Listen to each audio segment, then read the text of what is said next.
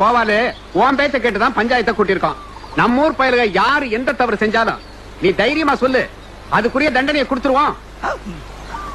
தலைவர அது வந்துங்க அருவாளா அருவா அப்ப தேவைப்படாது, தேவைப்பட்டா பின்னால வாங்கிக்கிறேன். இது அப்படி தலைவர இதே மாதிரி 50,000 ஆடு திருடு போயிருக்கு. இந்த பஞ்சாயத்தை எப்படி திருண்ண கண்டுபிடிச்சு இதே மரத்துக்கடியில 2 நாளைக்கு தலைகளை கட்டி தொங்க வேணும். ஆஹா சூனா போனா ஒவ்வொருத்தர் இருக்க வேகத்தை பார்த்தோம்னா அவன் அருமை வறுமைக்கு ஆபத்து வந்துடும் போல் இருக்கடா.